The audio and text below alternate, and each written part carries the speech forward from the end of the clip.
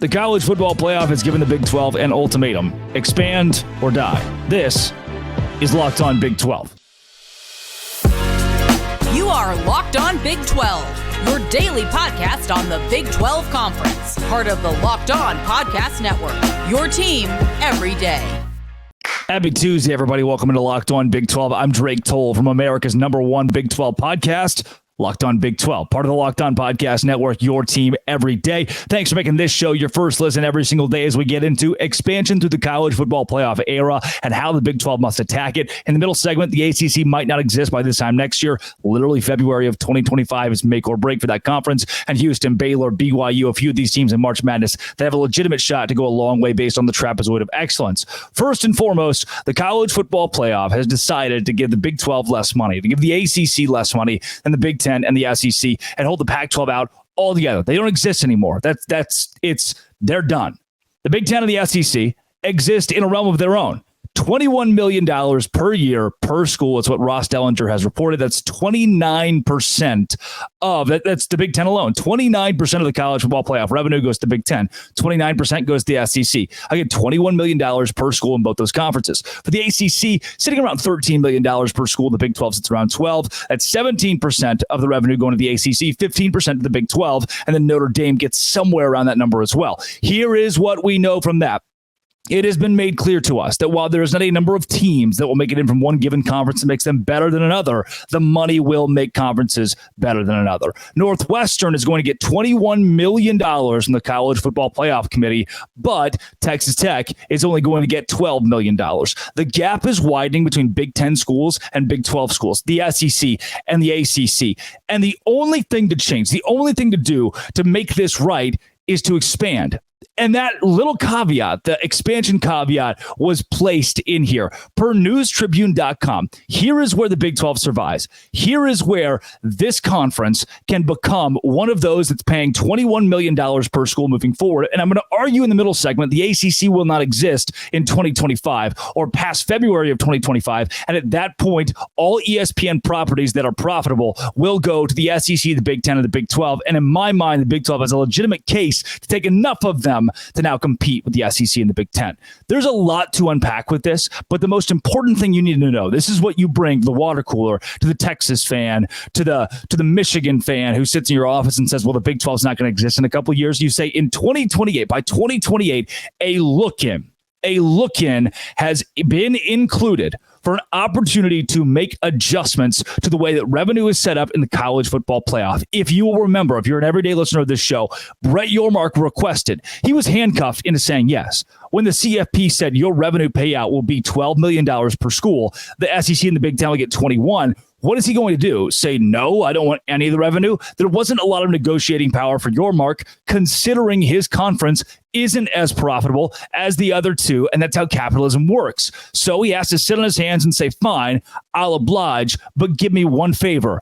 Give me a look-in clause. Make it so that when there is further expansion, we can revisit how these numbers are hashed out. So that when I have Louisville, who's profitable, when I have Pitt, who brings profit and a rivalry, when I possibly have Miami, who does not seem as desirable to the SEC or the Big 10 as we originally thought, or Clemson, who does not seem desirable to the SEC and maybe not to the Big 10, when those teams now have to go to the Big 12 because the other two big conferences didn't think they were valuable enough to bring them aboard, at that point, the look-in clause gives you the opportunity to make more money. Now, that's a dream scenario.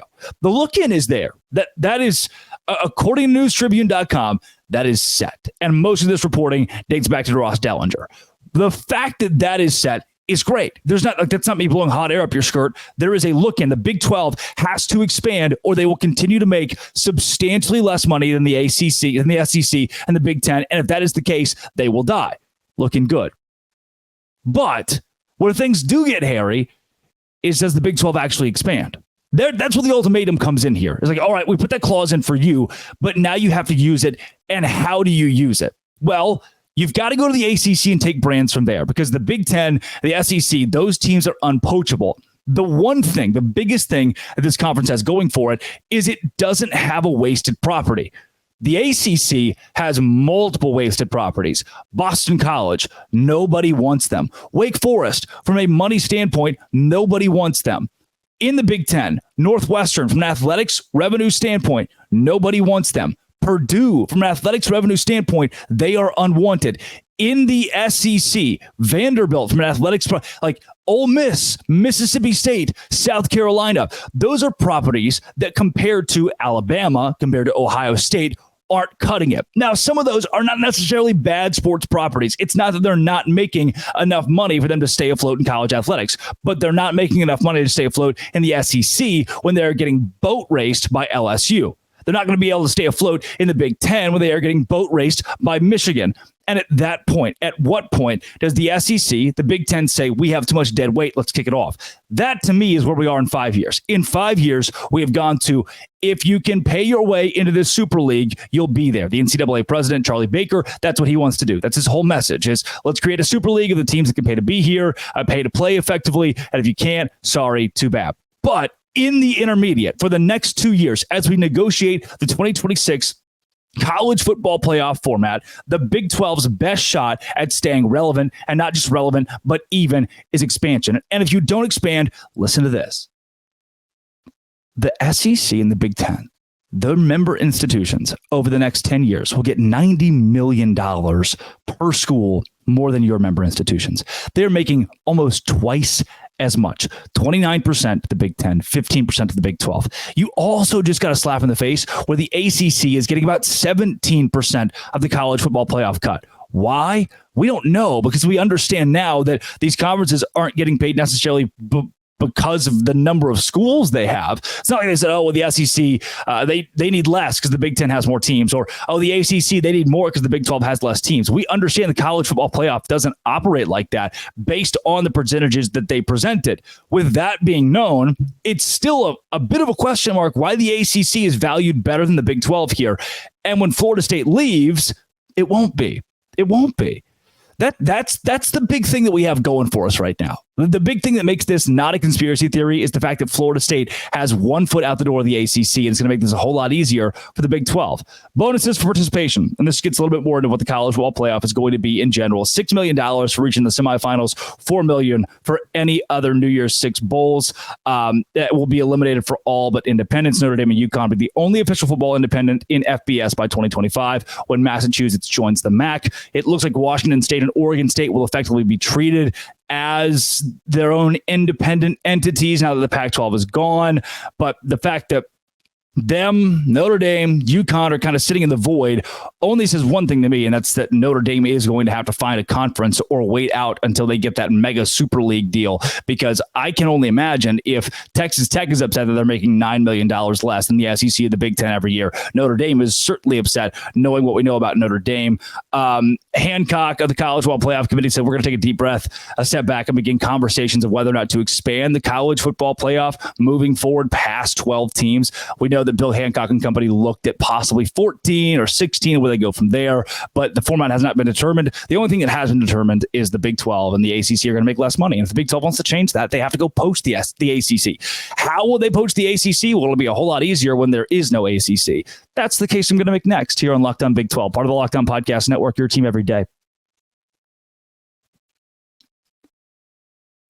Today's show is brought to you by Nissan. If you want to be like me, if you want to drive a Nissan, buy a Nissan. I drive a Nissan because it's my favorite flipping car brand. I have a Maxima sitting outside my house right now. This week, March Madness bracket highlight from Nissan highlights the Auburn Tigers, who can only be described as a Nissan Pathfinder. They've been thrilling to watch. They've created a lane for themselves after claiming the top spot in the SEC as they knocked off the Florida Gators in the SEC Tournament Championship. They're set to make a run in the NCAA tournament. They're one of those teams hovering around the Trapezoid of Excellence. Auburn is the Pathfinder. They found their path. Take the Nissan Rogue, the Nissan Pathfinder, or Nissan Armada and go find your next big adventure at shopnissanusa.com. Be like me and go to shopnissanusa.com. Oh, drive a Nissan. Today's show is also brought to you by Amazon Fire TV. Amazon Fire TV is great. Something I love. Why? Because I can go and watch YouTube. And guess what? This show is on YouTube. You can also listen to your favorite podcast from Fire TV. It's your favorite destination for sports, highlights, in-depth analysis, TV episodes, free live TV, opening weekend for baseball or college basketball tournament. You want a Fire TV because it's smart. Fire TV recently created Fire TV channels to deliver a constant supply of videos from your favorite sports brands, all for free, that include all of us at Locked On. That's right. Even me. I'm on there. Big leagues, the pros, colleges, whatever, analysis, highlights, March Madness, NBA, MLB, all of that's at Fire TV. Check out Fire TV channels on Fire TV and Alexa devices. If you haven't checked out Fire TV channels, you should. Trust me. Learn more. Visit Amazon.com/Locked On Fire TV. Go right now. Type it in your little phone. Boop, boop, boop. I know it's in your hand. You got it. It's with you. Amazon.com/Locked On Fire TV to find out more about making your TV experience easy. We are staring down the barrel of the ACC not existing this time next year. That's literally February of 2025. This was a case that not just like me, Small Potatoes, wants to make, but Ross Dellenger does too. And the best way that I've heard it unpacked so far from a national perspective was Josh Pate talking about ACC's future with ESPN. What we learned from the grant of rights, and I made this case in December when Florida State first sued, when they got their hands on the copy of the grant of rights to the ACC that said, look, through the mid 2030s, we're set, right? We don't make a lot of revenue for these teams, but ESPN has us covered with a contract. And then we found out that's not exactly true. ESPN, while the expectation was through the 2036 season, had a grasp on the ACC. That's not true because there is an opt-out. ESPN can opt out of being the ACC's provider by February of 2025 and just say, we don't want to do this anymore if the product is not good enough or if they feel like the ACC is going to fall apart. That is the number one thing that I need you to understand off the rip of this. I am not building a conspiracy theory. I'm not saying, well, Florida State wants to leave, so other teams are going to leave. That is objectively true. Like we know that NC State is unhappy, and UNC, they're unhappy, and Clemson and Miami, these schools are unhappy. But this isn't about schools being unhappy and wanting to leave. This is about ESPN, the one who drives the boat, the ship, the car, whatever you're driving. This is about them wanting to leave, which is much worse than NC State wanting to leave this conference.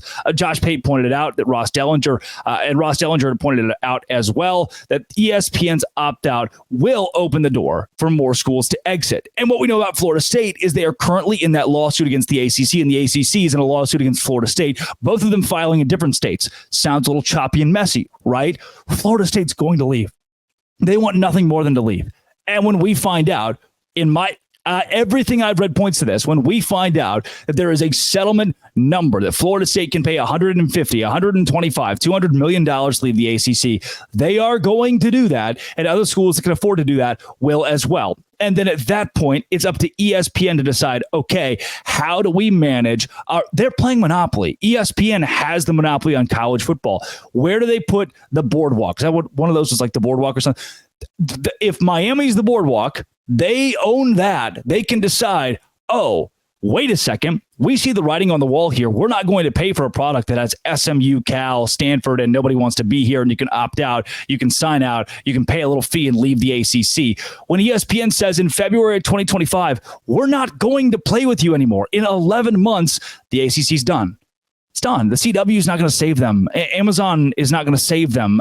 Apple TV is not going to save them. That's it for the ACC. And while Florida State's a catalyst of that because they revealed the grant of rights and they can lead the conference, the bigger catalyst of that is that ESPN doesn't really like what they're seeing, and they don't have a reason to. Pate pointed this out as well. SEC, their deal runs through the 2034 season. The Big Ten, their TV deal runs through 2030. The Big 12 runs through 2031. Brett Yormark, very nicely done, signing a TV deal that was impeccable for what the Big 12 needed. And the ACC, their deal technically runs through 2036, but ESPN has their opt-out. Here are the numbers, the financials on what these conferences get. For the SEC, their contract through 2034, they get a $710 million per year check. In the Big Ten, a $1.15 billion per year average. In the Big 12, a $380 million per year average. The Big 12's obviously much lower than those conferences, and you're seeing that in the college football playoff revenue distribution as well. That the two leagues, the SEC and the Big Ten, are richer, and they're going to become even richer and richer and richer and more. With the ACC, that's a $240 million average per year deal. Yeah. The Big 12 is at 380, SEC at 710, the ACC at 240, and that deal runs through 2036. No wonder Florida State wanted out. They weren't making as much money as they could make somewhere else, and somewhere else includes the Big 12. If NC State leaves tomorrow to the Big 12 and ESPN says, wait a second, we know NC State. We like their viewership numbers enough. We can bump up the Big 12's contract or pay the Big 12 a little bit extra. We want to see you, Clemson, how you compete in a different league. We want to see you, UNC, Virginia, based on your foothold geographically or your foothold from a viewership standpoint somewhere else. You can make us more money. I'm telling you, ESPN is the one. They're the ones that are calling the shots here. You can make us more money somewhere else. They're going to send these schools somewhere else, especially now that Florida State has uncovered that the ESPN contract was not agreed upon through 2036. And guess what, brother? Even if it was at a $240 million per year average, that is egregious. It is grossly small.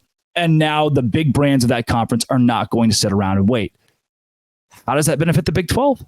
Well, before next year, like before March 19th of 2025, we will know who the expansion partners from the ACC and the Big 12 are. We will know if it's Pitt. We will know it's Louisville. If it does, if the dream scenario falls in place and it becomes a Clemson or Miami, who, again, are not being as highly valued by the Big Ten and the SEC as we once thought. If it is a UNC of Virginia or an NC State or Virginia Tech who find their way to this conference or fall to this conference or say, look, based on what our state legislature wants, we have to go with them and they're going to the Big 12, so we will too. If any of those scenarios happen, we should know them by this time next year. We're already seeing that ESPN now, and here's part of it. We're seeing that ESPN has a good deal here. Like, they're getting a whole lot of exposure out of that conference for not a lot of money, like cheaply getting to see Florida State play on their network every Saturday. That's good for them. The problem comes in where cheap that contract isn't making ESPN as much money as having Clemson in the Big 12 would, as having Miami in the Big 12 would. And then ESPN goes, wait a second, if we can opt out by 2027, as long as we do it here coming up in 2025, let's do it. Let's make more money. The whole cheap, oh yeah, it's cheap. Cheap to watch Syracuse play Wake Forest on a Saturday. Yeah, it is. No, you're right. But if it's not making ESPN money, if it is not pushing the needle there, that's when change happens. And that's when the ACC falls apart, not just because of Florida State, because of a really, really bad grant of rights and a really bad TV contract that isn't even guaranteed, though the member institutions, until about 4 months ago, thought it was. That almost sounds like a word that starts with F and ends in rod. I don't know. It's just me. I mean, that's being played out in court as we speak. Coming up, Houston, BYU, Baylor. Hello. A couple of these teams in the Big 12 actually have a shot at a national championship because of something called the Trapezoid of Excellence on Locked On Big 12, part of the Locked On Podcast Network, your team every day. Today's show is brought to you by FanDuel. FanDuel's where I go. When it's like, I want to make some money during March Madness. FanDuel. Oh, rent's coming up. FanDuel. Oh, I lost my debit card. I go to FanDuel and they're like, hey, we'll give you some money anyway. Say goodbye to busted brackets because FanDuel lets you bet on every game of the tourney, whether you're betting on a big upset or a one seed. It's time to go dancing on America's #1 sportsbook. Right now, new customers get $200 in bonus bets if your first $5 bet wins. $200 in bonus bets if your first $5 bet wins. Use it on point spreads, money lines. You can even pick who's going to win it all. That's $200 to use on any of that in free play. Just visit FanDuel.com/lockedon and bet on college hoops until they cut down the nets. Right now, I'm looking at a juicy minus 200 for Iowa State to go to the Sweet 16 at FanDuel. Hello. I like free money. FanDuel.com/locked on today. You go visit it. You get your $200 in free play if you use $5 bet that hits. FanDuel.com/locked on. Hear me out. Trapezoid of Excellence. If you've never heard of the Trapezoid of Excellence, you've come to the right place. This is what tells us who is going to win March Madness. Almost forever, yearly, the winner of March Madness comes in this little trapezoid that couples a chart on pace and net rating. Those were a lot of words right there. Let me break it down for you. Based on where a team is placed in their net rating that is adjusted for opponents. So where you are, and we know that like net makes the world go round in basketball. Wherever you're rated on net is how good you are in the committee's eyes. If we take where you are on that scale, like Houston being the number one net team in the country, and then we tag it on to pace, the teams that are going fast, the teams that are going slow, where you sit. Are you good at defense? Are you good at offense based on net? Where is your speed based on play? In the very middle, in the upper middle portion of that graph that combines net and pace, we see the Trapezoid of Excellence, teams that fit into a certain category that will win it all. And that includes some Big 12 teams. Houston, fairly squarely in the trapezoid, sitting around where Virginia was when they won a national championship. UConn, Duke, Gonzaga, Illinois, UNC, Auburn, Tennessee, Purdue, all right there. And then guess what? Baylor, Iowa State, and BYU. Now it's a conglomerate of about 10, 12 teams sitting right there in the Trapezoid of Excellence. All of those have a shot at winning the national championship. And not just have a shot, they will.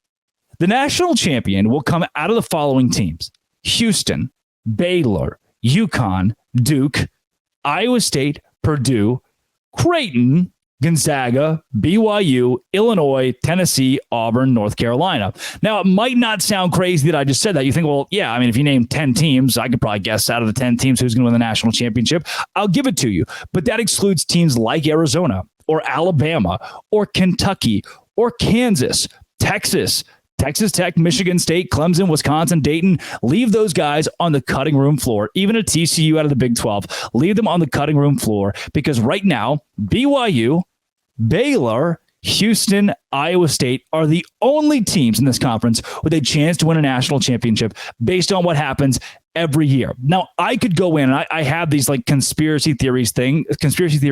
So it's not even conspiracy. It's like, oh, this team, a team that's like west of Central Texas has not won a national championship since 1998. And teams that are outside of the top 22 in KenPom defense and top 40 in KenPom offense have not won it since 2002. And this team that has this record and didn't go to his conference semifinals, they haven't won. I've narrowed it down to 3 teams that fit effectively every criteria to win March Madness this year.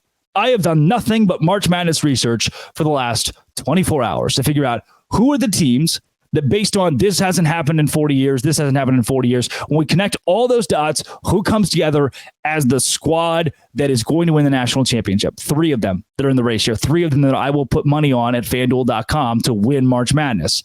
Purdue, North Carolina, Houston. Now, my gut, I've already told you this, is to go Iowa State. Like, I love the idea of Iowa State winning it all, but the whole history thing, the whole, like every year I would do, until this year, I would do I know that the analytics and the charts and the history all say this, but I'm going to bet on Arizona anyway. And it hasn't worked. I'm going to bet on Kansas anyway. And then it doesn't work. You think, oh, well, maybe we're on to something with trying to go with what KenPom has told us for the last 2 decades. And if you do that, one of these 3 teams will win the national championship: Houston, Purdue, and North Carolina. There is a ton of parity very early on. We see a bunch of little teams get poached by somebody else. We see a bunch of these small programs that are a bunch of little teams poach somebody else. We see maybe we see Samford beat Kansas, but by the time we get to the national championship game, it will have shaken out, and one of those 3 power teams will win March Madness. Based, like, it's not even me. It's not my opinion. It's not my opinion. It's numbers, facts, figures about who's going to take it all in March Madness. Houston have the best shot, but the teams that will make a run from the Big 12, the teams that are in the Trapezoid of Excellence, include BYU, Baylor, Houston, Iowa State. They have the perfect mixture of net rating and pace of play to go a whole long way in March, and that is good. Congrats, guys. Very fun. We'll see you guys making long runs, please. This has been and always will be. Thanks for making it your first listen every single day. Locked On. Come back tomorrow. We're going to talk some more basketball, some more football, some more jazz like that. Thanks for making it your first listen every single day again. Dose grande.